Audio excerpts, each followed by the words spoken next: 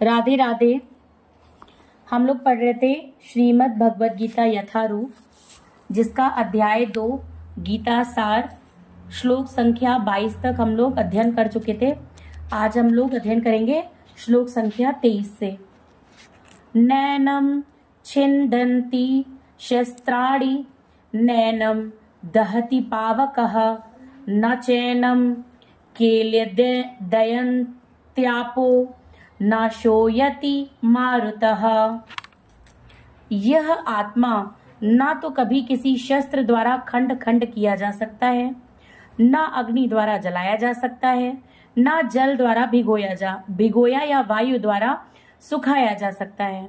तात्पर्य, सारे हथियार, तलवार, आग्नेयास्त्र, वर्षा के अस्त्र, चक्रवात आदि आत्मा को मारने से असमर्थ हैं।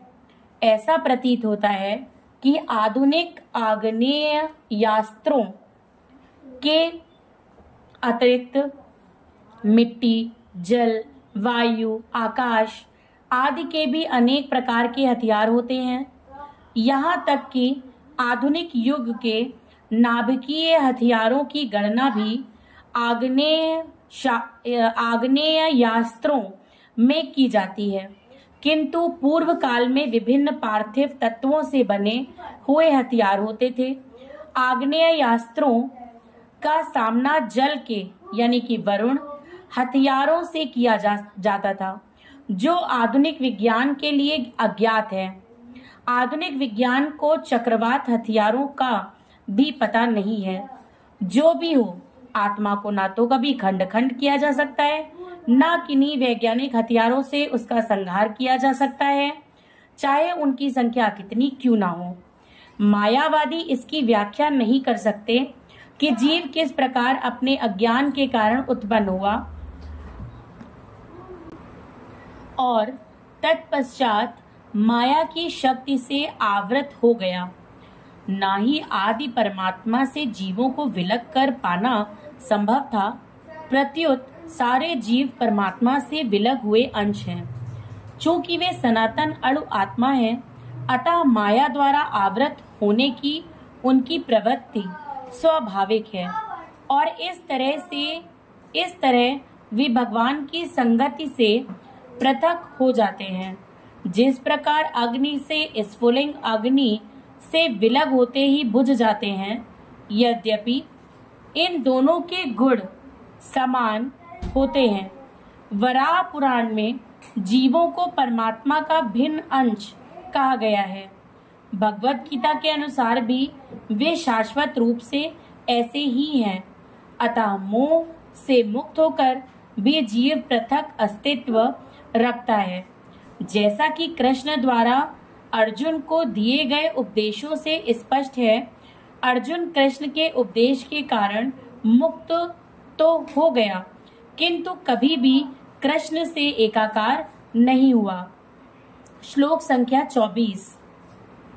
अक्षेद्यो अय मदाहयो यम क्लेद्यो अशोष्य एव च नित्यः सर्वगतः स्थाणुर्चलो अयम सनातनः। यह आत्मा अखंडित तथा अघुलनशील है। इसे ना तो जलाया जा सकता है, ना ही सुखाया जा सकता है। यह शाश्वत, सर्वव्यापी, अविकारी, स्थिर तथा सदैव एक सा रहने वाला है। तात्पर्य, अणु आत्मा के इतने सारे गुण यही सिद्ध करते हैं कि आत्मा पूर्ण आत्मा का अणु अंश है और बिना किसी परिवर्तन के निरंतर उसी तरह बना रहता है। इस प्रसंग में अद्वैतवाद को व्यवहित करना कठिन है, क्योंकि अणु आत्मा कभी भी परम आत्मा के साथ मिलकर एक नहीं हो सकता। भौतिक कलमश से मुक्त होकर अणु आत्मा भगवान के तेज की किरणों की आध्यात्मिक स्फुलिंग बनकर रहना चाह सकता है, किंतु बुद्धिमान जीव तो भगवान की संगति करने के लिए वैकुंठ लोक में प्रवेश करता है। सर्वगत शब्द महत्वपूर्ण है क्योंकि इसमें कोई संशय नहीं है कि जीव भगवान की संग्रह सृष्टि में फैले हुए हैं। वे जल, थल, वायु, पृथ्वी के भीतर तथा अग्नि के भीतर भी रहते हैं। जो यह मानते हैं कि वे अग्नि में स्वाहा हो जाते हैं, वो ठीक नहीं है, क्योंकि यहाँ कहा गया है कि आत्मा को अग्नि द्वारा जलाया नहीं जा सकता।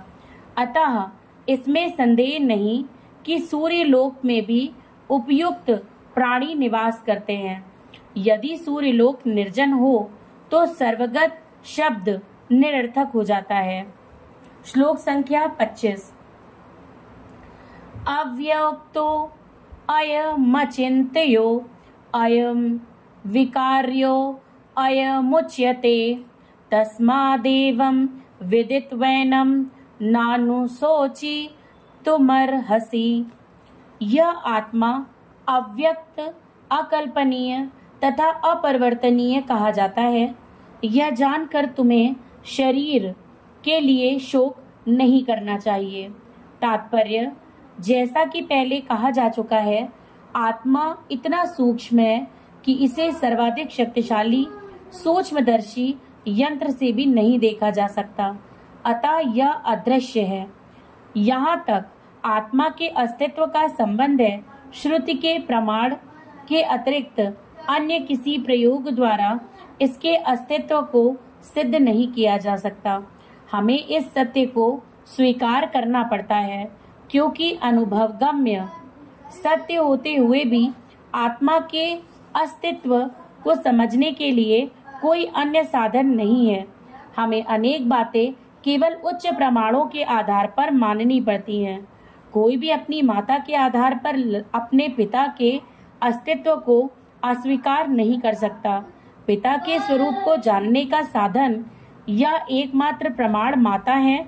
इसी प्रकार वेदाध्ययन के अतिरिक्त आत्मा को समझने का अन्य उपाय नहीं है। दूसरे शब्दों में, आत्मा मानवीय व्यवहारिक ज्ञान द्वारा अकल्पनीय है। आत्मा चेतना है और चेतन है। वेदों के इस कथन को हमें स्वीकार करना होगा। आत्मा में शरीर जैसे परिवर्तन नहीं होते। मूलतः अविकारी रहते हुए आत्मा अनंत परमात्मा की तुलना में अणुरूप है। परमात्मा अनंत है और अणु आत्मा अति सूक्ष्म है। अतः अति सूक्ष्म आत्मा अविकारी होने के कारण अनंत आत्मा भगवान के तुल्य नहीं हो सकता। यही भाव वेदों में भिन्न भिन्न प्रकार से आत्मा के स्थायित्व की पुष्टि करने के लिए दोहराया गया है। किसी बात का दोहराना उस तथ्य को बिना किसी त्रुटि को समझने के लिए आवश्यक है। श्लोक संख्या 26। अथ चैनम नित्य जातम नित्यम वा मन्यसे मृतम तथापि त्वं महाबाहो नैनम सोची तुमर्हसि। किंतु यदि तुम यह सोचते हो कि आत्मा अथवा जीवन का लक्षण सदा जन्म लेता है तथा सदा मरता है, तो भी हे महाबाहु, तुम्हारे शोक करने का कोई कारण नहीं है। तात्पर्य, सदा से दार्शनिकों का एक ऐसा वर्ग चला आ रहा है जो बौद्धों के ही समान यह नहीं मानता कि शरीर के परे भी आत्मा का स्वतंत्र अस्तित्व है। ऐसा प्रतीत होता है कि जब भगवान कृष्ण के भगवत गीता का उपदेश दिया तो ऐसे दार्शनिक विद्यमान थे और लोकायतिक तथा वैभाषिक नाम से जाने जाते थे। ऐसे दार्शनिकों का मत है कि जीवन के लक्षण भौतिक संयोग की एक परिपक्वावस्था में ही घटित होते हैं। आधुनिक भौतिक विज्ञानी तथा भौतिकवादी दार्शनिक भी ऐसा ही सोचते हैं। उनके अनुसार शरीर भौतिक तत्वों का संयोग है और एक अवस्था ऐसी आती है जब भौतिक तथा रासायनिक तत्वों के संयोग से जीवन के लक्षण विकसित होते हैं। नृतत्व विज्ञान इसी दर्शन पर आधारित है। संप्रति अनेक क्षम्य धर्म जिनका अमेरिका में प्रचार हो रहा है इसी दर्शन का पालन करते हैं और साथ ही शून्यवादी अभक्त बौद्धों का अनुसरण करते हैं। यदि अर्जुन को आत्मा के अस्तित्व में विश्वास नहीं था, जैसा कि वैभाषिक दर्शन में होता है, तो भी उसके शोक करने का कोई कारण न था। कोई भी मानव थोड़े से रसायनों की क्षति के लिए शोक नहीं करता तथा अपना कर्तव्य पालन नहीं त्याग देता। दूसरी ओर आधुनिक विज्ञान तथा वैज्ञानिक युद्ध में शत्रु पर विजय प्राप्त करने के लिए न जाने कितने टन रसायन फूंक देते हैं। वैभाषिक दर्शन के अनुसार आत्मा शरीर के क्षय होते ही लुप्त हो जाता है। अतः प्रत्येक दशा में चाहे अर्जुन इस वैदिक मान्यता को स्वीकार करता कि अणु आत्मा का अस्तित्व है या कि वह आत्मा के अस्तित्व को स्वीकार नहीं करता, उसके लिए शोक करने का कोई कारण न था। इस सिद्धांत के अनुसार चूंकि पदार्थ से प्रत्येक क्षण असंख्य जीव उत्पन्न होते हैं और नष्ट होते रहते हैं, अतः ऐसी घटनाओं के लिए शोक करने की कोई आवश्यकता नहीं है। यदि आत्मा का पुनर्जन्म नहीं होता तो अर्जुन को अपने पितामह तथा गुरु के वध करने के पाप फलों से डरने का कोई कारण न था। किंतु साथ ही कृष्ण ने अर्जुन को व्यंग पूर्वक महाबाहु कहकर संबोधित किया, क्योंकि उसे वैभाषिक सिद्धांत स्वीकार नहीं था जो वैदिक ज्ञान के प्रतिकूल है। क्षत्रिय होने के नाते अर्जुन का संबंध वैदिक संस्कृति से था और वैदिक सिद्धांतों का पालन करते रहना ही उसके लिए शोभनीय था। श्लोक संख्या 27। जातस्य हि ध्रुवो मृत्युर्ध्रुवम् जन्म मृतस्य च